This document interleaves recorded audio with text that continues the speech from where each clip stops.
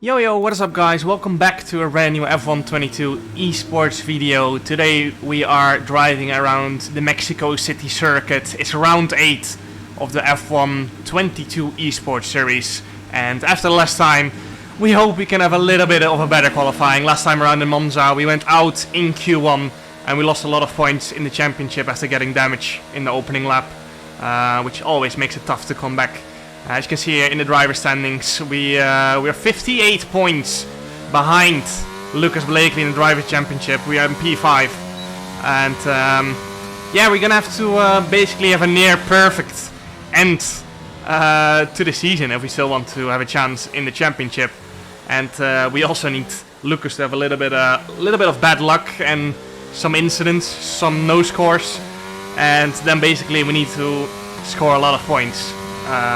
Together with Freddy actually, because Freddy is also 45 points ahead. So yeah, this is gonna have to be a win basically if we want to have any chance of still being in the F1 esports. The Alpine behind the Ferrari is on a lap. If we still want to have any chance of the world title this year, then this is the race that we have to start winning. And we basically have to win the race after that as well, and the race after that as well. So one thing we definitely can't afford is losing a single point to Lucas Blakely from here on, because that would just mean the end of it. Same a little bit with Freddy, to be honest. There's like 5 rounds to go, and Freddy's also 45 points behind, so we just have to win, simple as that. And that's what we're gonna try and do this time around Mexico. There have been 2 F1 esports races around Mexico. I've won both of them. I haven't started on pole in a single one of them. So that gives a bit of confidence that we don't need to have good qualifying around here to win the race. But it would come in very handy. It's a very long run into turn 1, of course. So starting P3, you might still be leading coming out of this section right here. Very tight section. Easy for incidents to happen. A little bit of a wiggle on the exit, as you can see there. That's no ideal, but we managed to get through it, and into sector 2 we go. It's not a great first sector after that little moment we had. Car is on the edge, always on the exit. Always entry on the exit, oversteer on this game, and you basically have to try and fix that with the setup as much as you can without doing anything too crazy. Barry Burman goes to P1 with a 114.909. This S section, very easy to invalidate once again. There's so many corners where you can invalidate on this track, which makes it so tough in qualifying, because you have to be on the limit. You have to be near that white line on every exit, but one tire has to keep touching the white line for it to be valid, and that's what we have done this lap so far. It's going to be a 114.957, P2 currently, behind Barry Burman. However, as you can see there, Lucas Blakely jumps ahead of us, and more people will finish their lap. And you can see there, by the end, we were P6. So we had to go out again, I felt like, because I just didn't feel safe. I felt like it wasn't a good lap, so I had to go out again. And across the line we go. It's going to be a 114.747. We go P1, ahead of Freddy Rasmussen. And a lot of people didn't go out for a second run. I think Barry Burman was one of them. Lucas Blakely, I think so as well. I'm not sure. But that means they are going to have 2 new sets of tires for Q3. Which, again, puts us on the back foot for Q3. It just doesn't seem to really come together this year in qualifying. As you can see, I got a big snap of oversteer on that exit. Which definitely cost us like 1/10 at least. Across the line we go. It's a 114.858. Slower than our Q1 lap. And yeah, it just wasn't good enough. You can see there P6 by the time everyone had finished their lap. So another new set of tires goes on, and that means we only have 1 new set of tires remaining for Q3. But yeah, if you're in P6 in Q2, you just have to go out again, because if you stay in, you're very likely not to go through. So this is the one where it counts. We have to nail this one to get into Q2. Into turn 1 we go. You need to be smooth on the wheel to get as much rotation as possible. And it just hasn't been a good first sector. 110 down already by the time we start our second sector. And of course we had that mistake in the last sector, so there's more time to find here. Through the next section we go. Again, all about rotation through here. We've gained half a tenth, so that's good. We just need to keep chipping that time away. But we've lost a little bit of time once again. It's just such a difficult track to nail. It's so hard. And through the fast S section we go. You can see we've gained a lot of time back. Over a tenth we've gained back. And that's a very good improvement. 1/10 up as we go into the final sector. And I know I just need to be smooth here because I lost a lot of time on the last one. And all we have to do is just do it a little bit better. You can see the time shot up. We're 2.1 tenths up. And we're going to come across the line. It's going to be a 1:14.659. And that puts us P2 and comfortably through into Q3. As you can hear my engineer say Jake nearly spun, so he's going to be out in Q3 for sure, with so many people still on a lap. Lucas Blakely has to improve here as well. He does up to P7, but still a lot of people on laps, so it's not going to be clear-cut through for them. And of course, deep inside, I'm hoping that they're not making it into Q3, because that would mean they're going to have a very tough race from there. Brendan Lee and Simon Weigang still on a lap. Barry Borman in P10 now. He's one of our championship rivals here as well. And of course we're hoping a little bit here that Brendan goes through. He doesn't. And neither does Simon. He's too far down. Only P14 for Simon. So yeah, that's... I was hoping a little bit, you know. But you can see we're only half a tenth clear of Barry. And that just shows how close it is. It's so crazy. P1 to P10 within 9, or actually 8.5 hundredths. But yeah, on to Q3 we go. Freddie Rasmussen, 1:14.435 on a new set of tires. We're on a used set of tires because we don't have 2 new sets of tires, and you want to keep the last, or the new set of tires for the end of the session, of course, when the track is at its best. So yeah, this is just gonna be a lap to put a benchmark down, but it's not gonna mean anything. 15.1, 7 tenths of Frederik Rasmussen, and we're gonna need a very good last lap here. New set of tires goes on. We're in P6 currently. Behind Chanaka Clay, Marcel Kiefer, Freddie Rasmussen. I think Barry Borman and Lucas Blakely both had 2 new sets of tires, so we wouldn't be surprised if they are up there as well. And this is the one where it counts, for us at least. Freddie Rasmussen can even invalidate the last lap. It was a very solid first banker lap, and that's, you know, makes that last lap so much more easy for him. But into turn 1 we go, very deep into turn 1. A lot of entry understeer once again.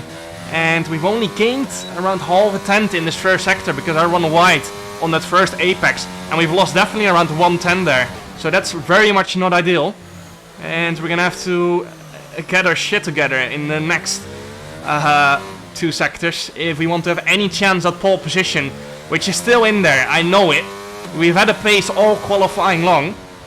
And we just have to nail this S section where you can gain so much time.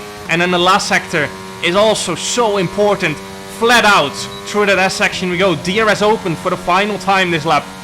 Braking just after the start of that curve, 4th gear to get that rotation. And then once again 4th gear to keep the minimum speed up in this S section and be stable on that exit. Now up to the line we go, short line. It's going to be a 7/10 improvement compared to the last lap. Is it going to be enough for provisional pole? It is not. 200 down to Thomas Ronhaar. As the rest is still finishing the lap. One McLaren, which was Lucas Blakely, has finished his lap. He does not improve on us. Neither does Barry Borman. Both in P7 and P8 with Nicolas Longe coming across the line. Does not improve. Invalidates his lap. Luke Smith coming across the line and goes P9. Freddie Rasmussen gets pole position. And we are starting. P3. Have you won there from past 2 seasons? We won there from last season actually, starting P3. And we got P3 once again, our best qualifying position of the year actually. So very happy with that. Into the race we go. Thomas Ronhaar starting on the hards, Freddie Rasmussen on the mediums. We are on the medium compound as well. It's going to be 5 red lights and away we go for round 8 in the F1 Esports Championship in 2022. Off the line we go, slipstream of Thomas Ronhaar into turn 1, and that's what I was talking about. It's such a long run into turn 1. That slipstream is so powerful. Joshi Dobu goes down the inside. I was a little bit locked in.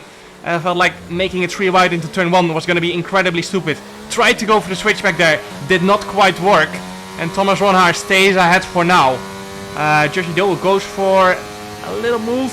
Can't quite make it work. He knows as well that we need to just both get past Thomas Ronhaar as fast as possible. If we want to help our own races here. And that's what we're going to try and do. Next lap on the main straight is the aim to get past Thomas Ronhaar. Until then, we're just going to sit behind, not use any of our overtake, because there's no point. There's not really an overtaking opportunity here. We have to take the pain and accept that Freddy is running away a little bit in this opening lap. And then we can just try and close in later on again.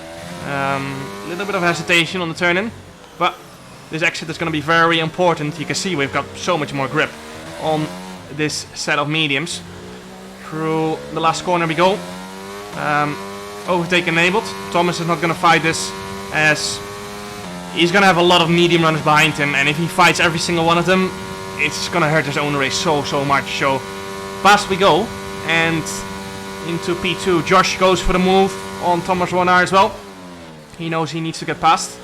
And now we've used a lot of battery, to be honest, to get past Thomas. And you can see there, Freddy Rasmussen 8 tenths ahead. We close in once again with the help of the ERS, but Freddy is going to have a lot more ERS than us, because we had to use so much to try and get past into turn 1 after the start, which we failed to do. So we wasted a lot of our battery there, and then we had to use a lot to get past Thomas after being stuck in that opening lap. So this is not going to be easy to stay within DRS lengths of Freddy Rasmussen. You can see he's 8 tenths ahead now, and he has a lot more battery. So 8.5 tenths into the final sector, and by the time we go into the main straight, he's probably going to activate that overtake button to try and get out of her DRS. At least that's what I think for now. Final corner it is. I expected Freddy to turn on his overtake button here, but he did not.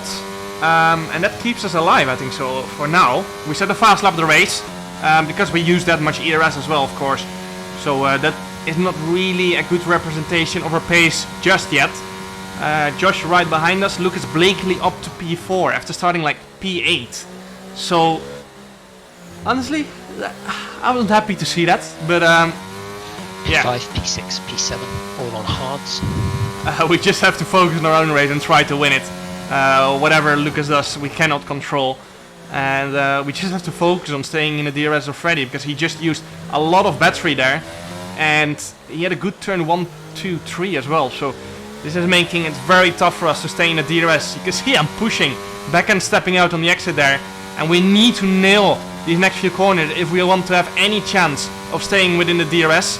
Flat out, almost flat out throughout the S section. We're going to get DRS here, but Freddy is using his battery very wisely here. And you can see he's out of the DRS for now. However, we have decided to take a very tactical track limit there. To try and stay within the DRS, because otherwise we would have definitely been out there, no question about it. Yeah, that was a very tactical warning, and you know, it's a big risk as well. It's so easy to get warnings around Mexico. For the people who play the F1 game, you know, it's so hard to not get a penalty, a track limit penalty in a 50% race around Mexico, because you have to cut every single corner almost. So basically every single corner you have a chance of getting a warning. However, Freddy is not done just yet. He is still trying to pull out of the DRS. You can see we have got DRS, and he's still pulling away, and it just means that he had more than 10% available, because he is flashing now. So he's on something similar than us. However, he's out of that 1 second window once again, and making our life very tough. Now we need to try and get back into the DRS window as soon as possible. You can see it's just nipped out, and we have just nipped back in by the time we get the DRS detection in this middle sector. So we're going to turn it on once again and use every single percentage we've left in that battery. We hit exactly 0 as we hit the braking zone for that right-hander.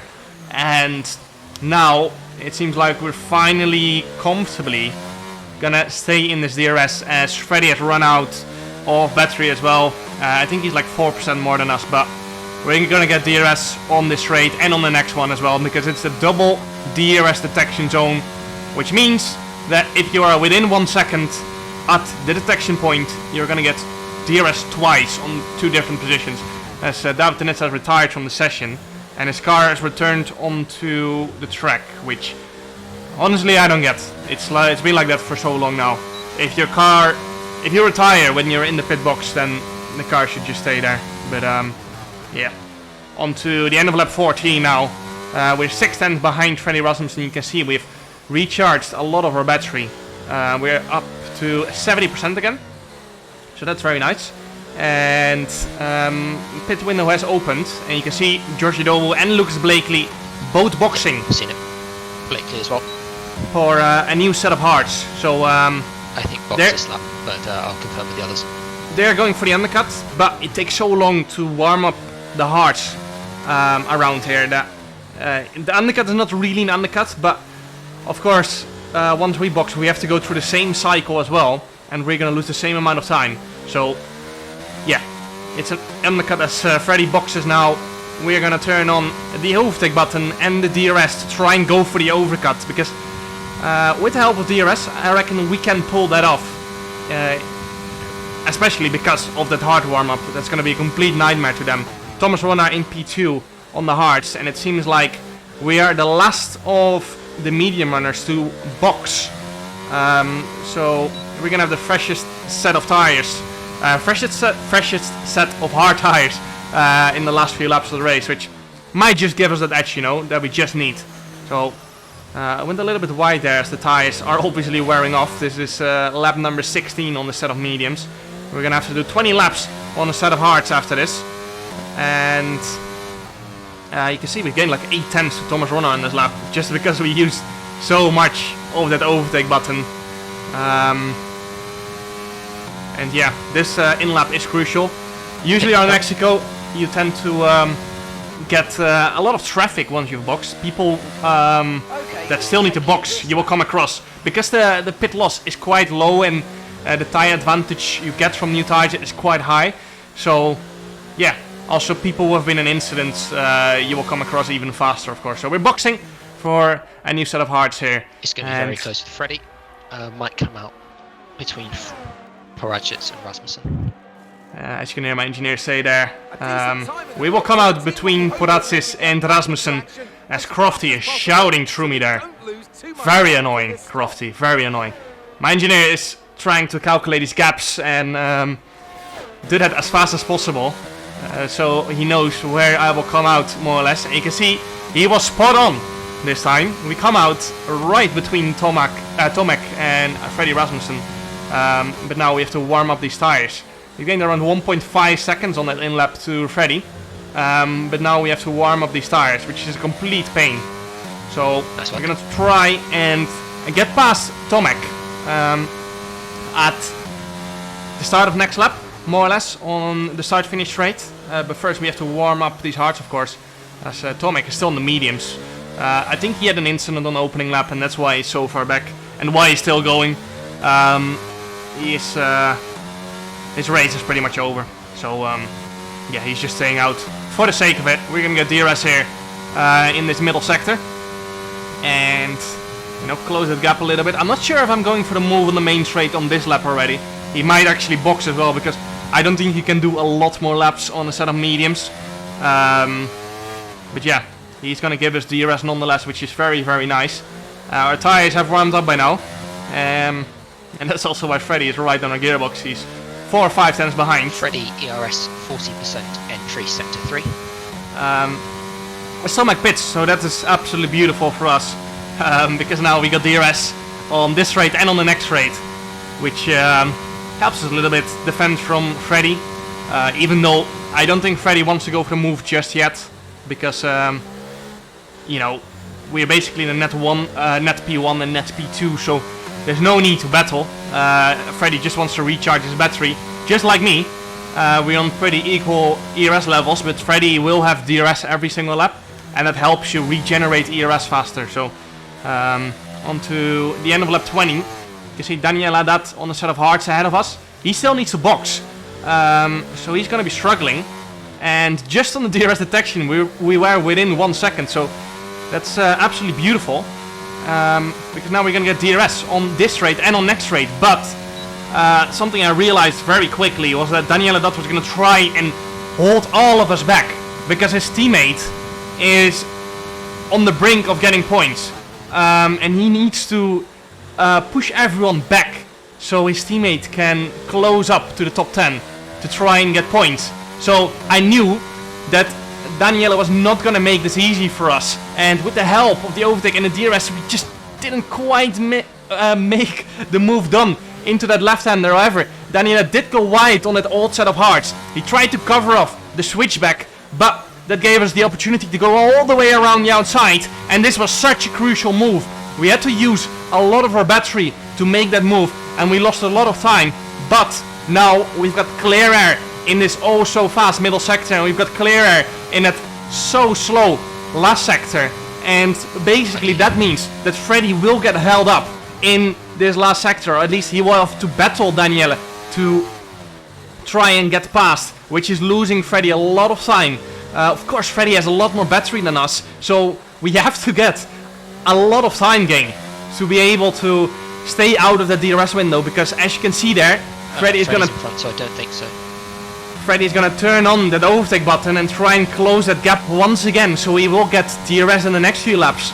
However, Freddy does not have DRS because he was behind Daniele on the detection zone, and that's making his life very, very tough. Freddy on that 1 second point, which means he's not gonna get DRS for now, and he's using a lot of battery to try and get back in. You can see again a 1.510 gain, just purely on straight line speed, with the help of the overtake button. However, we're not gonna give up this easily. I kind of want to invite Freddy back into the DRS, and that's why I'm using the overtake button right here, right now, so we can drop him just before the DRS detection zone right here, and Freddy won't get any DRS on this next straight, and that's so crucial. He's once again gonna turn on that overtake button, but I think just like us, he is out of ERS, and it's all gonna be about these next few corners. These are such important corners for the race, and on this exit we've managed to stay out of that 1 second window. Freddy lost around 1.5 tenths there, and that was so crucial, because if Freddy stayed in that 1 second window right there, that would mean he would gain easy 5-6 tenths just by DRS in these next two straights. So that was crucial for our race, and half a lap later you can see Freddy is once again super close, 1.1 on the detection zone, which means no DRS for him. He needs to be Freddy flashing, entry sector 2 on 0.999 to be able and get DRS. So he did not manage to get DRS right there. He's gonna try it once again here. DRS detection zone on that white line right there, and Freddy on 1.06 as we cross it. So that's beautiful, absolutely beautiful. That once again he's gonna miss it, for us at least, not for him of course. As you can see, Barry Bormand and Thomas Ron are both on a fresh set of mediums, although Barry I think boxed on the same lap as us, so he's gonna be struggling near the end of the race. Thomas did box a little bit later, so he's gonna have faster tires towards the end of the race compared to us. And you can see the fight is still going.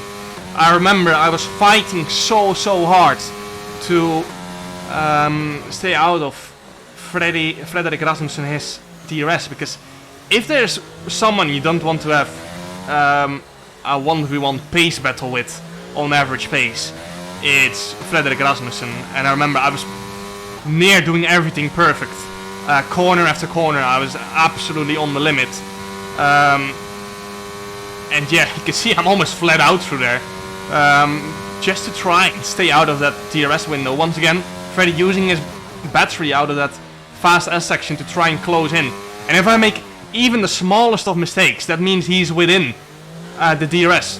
But you can see there, this felt like the tipping point. 1.18 seconds on the DRS detection, and copy. Just this point, Bormand P4 has same age mediums as your hearts. This point felt like I finally had the edge I was getting more and more comfortable as the car started to get lighter. I felt like Freddy had the edge when the car was very heavy. However, once the car started getting lighter on the set of hard, I just started being so comfortable. I was in such a good flow, in such a good zone, that I just kept gaining time lap after lap. And you can see that it's now 1.6 seconds to Freddy. I think he also might have stopped using his battery. I felt like I needed to because I wanted to just keep extending the gap. But maybe Freddy felt like he wasn't gonna keep that position, so he wanted to save battery to fight later on other people. And as you can see there, we're gaining lap after lap to Barry Borman, who managed to get past Thomas Ronnar. Freddy Rasmussen and Thomas had a bit of a coming together, so that allowed Barry to slip into P2, but just lap after lap I kept gaining time to Barry and everyone behind there. Lap after lap I hit insane pace. One of my best races, I think so. So you can see final sector of the race now. The gap is 3.2 seconds. Freddy with 11 seconds of time penalty. He's not going to be finishing in the points for sure. So yeah, this has been a great race. Lucas does not score a lot of points. Fuck me, well done, mate. And you can see Marcel Kiefer up to P4. So he's had a good race. Joshi Do drops to P5. Lucas Blakely P7. Our teammate Jake Benham gets his first points in F1 Esports. And Freddy Rasmussen in P11. So it's been a great race. Great race for the championship as well. Our first win of the season. And I think it's fair to say that with this race, we're back into the championship fight. Back into the world championship fight in the F1 22 Esports series.